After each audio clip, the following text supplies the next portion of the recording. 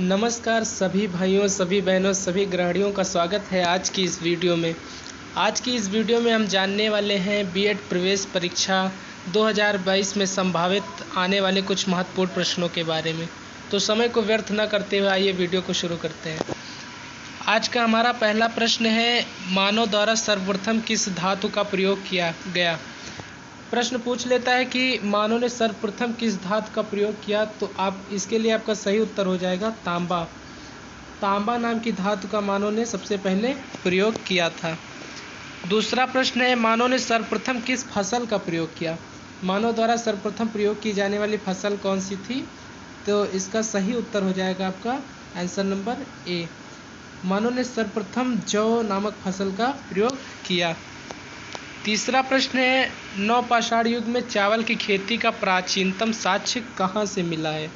नवपाषाण युग में चावल की खेती का जो प्राचीनतम साक्ष्य है वो कहाँ से मिला है, तो इसका सही उत्तर हो जाएगा कोल्डिहवा।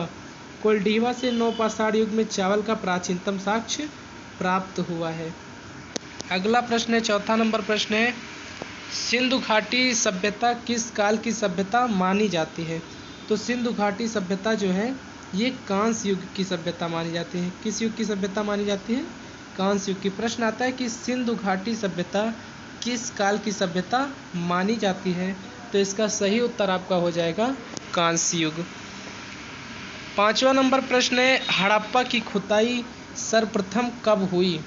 हड़प्पा की खुदाई किस वर्ष में प्रारंभ हुई है, सर्वप्रथम हड़प्पा की खुदाई कब हुई, तो इसका सही उत्तर हो जाएगा 1921। 1921 में दयाराम साहनी जी ने पहली बार हड़प्पा की खुदाई की थी।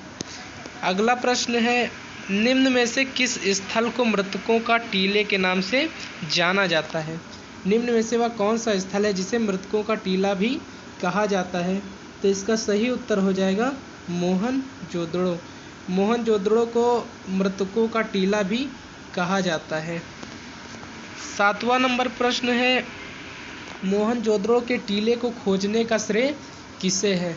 तो मोहनजोदड़ो के टीले को किसने खोजा, तो इसका सही उत्तर हो जाएगा राखालदास बनर्जी, या ऑप्शन में ये भी दे सकता है आर.डी. बनर्जी। आर.डी. बनर्जी ने मोहनजोदड़ो के टीले को पहली बार खोजा था। आठवां नंबर प्रश्न है, हड़प्पा सभ्यता में विशाल स्नानागार का साक्ष्य कहाँ से प्राप्त हुआ है। हड़प्पा सभ्यता में विशाल स्नानागार का साक्ष्य कहाँ से प्राप्त हुआ है, तो इसका जो सही उत्तर हो जाएगा वो आपका हो जाएगा मोहनजोदड़ो। मोहनजोदड़ो से हड़प्पा सभ्यता में विशाल स्नानागार का साक्ष्य प्राप्त हुआ है। नवा नंबर प्रश्न है, निम्न में से कौन सा युग्म सुमेलित नहीं है। ये प्रश्न बहुत महत्वपूर्ण है। नदी और स्थल के नाम अक्सर पूछा जाता है परीक्षाओं में, तो ये प्रश्न दिया गया है, निम्न में से कौन सा युग्म सुमेलित नहीं है।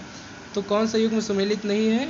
लोथल सतलज। आप आंसर नंबर डी, सुमेलित नहीं है, यह युग्म गलत है। दसवां नंबर प्रश्न है, सिंधु घाटी सभ्यता में गोदीबाड़ा का साक्ष्य कहाँ से प्राप्त हुआ। सिंधु घाटी सभ्यता में गोदीबाड़ा का साक्ष्य कहाँ से प्राप्त हुआ, तो इसका सही उत्तर हो जाएगा लोथल। लोथल से सिंधु घाटी सभ्यता में गोदीबाड़ा का साक्ष्य प्राप्त हुआ है। अगला प्रश्न है, किस हड़प्पा सभ्यता से कांस्य नर्तकी की मूर्ति प्राप्त हुई है। किस हड़प्पा सभ्यता स्थल से कांस्य नर्तकी की मूर्ति प्राप्त हुई है, तो इसका सही उत्तर हो जाएगा मोहनजोदड़ो। और ये बहुत ही महत्वपूर्ण प्रश्न है, ये कई परीक्षाओं में पूछा गया है, ये आप लोग ज़रूर से ज़रूर याद कर लें, ये वेरी इंपॉर्टेंट प्रश्न है। अगला प्रश्न है, प्राचीनतम सिक्कों को क्या कहा जाता है। प्राचीनतम सिक्कों को क्या कहा जाता है, अगर ये प्रश्न आ जाता है तो इसका सही उत्तर हो जाएगा आहत सिक्के। आहत सिक्कों को प्राचीनतम सिक्का माना जाता है। 13 नंबर प्रश्न है, हाथी गुम्फा अभिलेख का संबंध किस राजा से है। हाथी गुम्फा अभिलेख जो है इसका संबंध किस राजा से माना जाता है या किस राजा से है, तो इसका सही उत्तर हो जाएगा Kharavela. Answer number B, Kharavela एक राजा थे जिनका संबंध हाथी गुम्फा अभिलेख से है या माना जाता है। 14 नंबर प्रश्न है कि प्रयाग स्तंभ अभिलेख का संबंध किस राजा से है। प्रयाग स्तंभ अभिलेख का संबंध अगर आपसे पूछ ले तो किस राजा से है? समुद्रगुप्त से। प्रयाग स्तंभ अभिलेख का संबंध समुद्रगुप्त से है और समुद्रगुप्त को भारत का नेपोलियन कहा जाता है। क्या कहा जाता है? समुद्रगुप्त को भारत का नेपोलियन कहा जाता है। ये एक इम्पोर्टेंट प्रश्न है। 15 नंबर प्रश्न है, सर्वप्रथम सिक्कों पर लेख लिखने का कार्य किसने प्रारंभ किया? तो सिक्कों पर लेख लिखने का कार्य जो सर्वप्रथम प्रारंभ किया था वो किन्होंने प्रारंभ किया था? तो इसका सही उत्तर हो जाएगा आंसर नंबर सी, यवन शासकों ने सर्वप्रथम सिक्कों पर लेख लिखने का कार्य प्रारंभ किया था। 16 नंबर प्रश्न है कि गर्तावास के साक्ष्य कहाँ से प्राप्त हुए हैं? गर्तावास के साक्ष्य कहाँ से प्राप्त हुए? इसका सही उत्तर हो जाएगा कश्मीर। कश्मीर के बुर्ज होम से गर्तावास के साक्ष्य प्राप्त हुए हैं। अगला प्रश्न है 17 नंबर प्रश्न है, जुते हुए खेत के साक्ष्य कहाँ से मिले हैं? जुते हुए खेत के साक्ष्य कहाँ से आपके प्राप्त हुए हैं? तो ये आपका इस सही आंसर हो जाएगा कालीबंगा। अगला और महत्वपूर्ण प्रश्न है कि जिस काल का कोई लिखित विवरण प्राप्त नहीं होता उसे क्या कहते हैं? उस काल को क्या कहा जाता है जिस काल का कोई भी लिखित विवरण प्राप्त नहीं होता? तो इसका सही उत्तर हो जाएगा प्रागैतिहासिक काल। आंसर नंबर डी सही हो जाएगा कि जिस काल का कोई भी लिखित साक्ष्य प्राप्त नहीं होता उसे प्रागैतिहासिक काल कहते हैं। आंसर नंबर डी सही हो जाएगा।